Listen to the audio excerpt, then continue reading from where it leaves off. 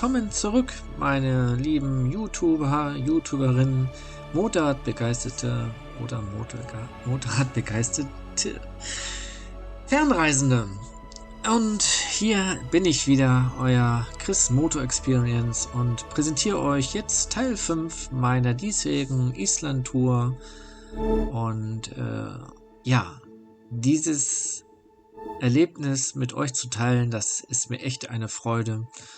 Und wie ihr seht, habe ich jetzt auch mal wieder gutes Wetter, und das ist jetzt die Fahrt zu meiner Unterkunft in der Nähe von den Strokkur. Der Strokkur kommt dann im nächsten Teil, aber das ist auch jetzt dieser Teil, wo ich auch endlich meine Drohne eben halt starten konnte, weil das ist nicht so einfach in Island, die Drohne zu starten. Und naja, und ich habe es getan, ich habe mich auch sehr gefreut. Mögen die Flugbilder nicht perfekt sein, aber bildet euch selber eine Meinung. Und ja, viel Spaß jetzt mit Teil 5. Ich habe jetzt genug geschnackt. Jetzt startet endlich Teil 5 meiner diesjährigen Tour Island 2024. Viel Spaß!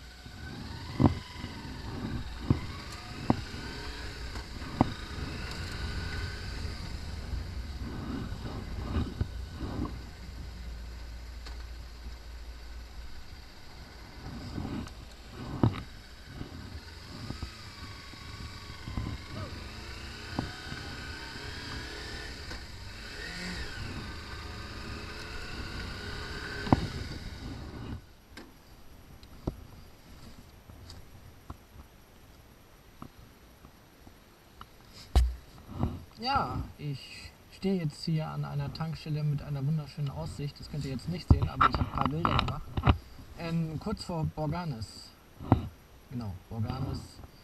Und ich habe noch ungefähr 165, 170 Kilometer noch bis zum nächsten Etappenziel.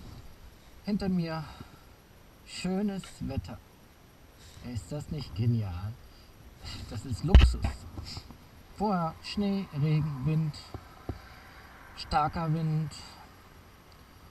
Ich habe es bis jetzt gemeistert und ich bin total begeistert mit Island. Also wenn ihr mal Island erreichen wollt oder erkunden wollt, dann macht das. Sei es mit Auto, Motorrad, zu Fuß, mit dem Fahrrad.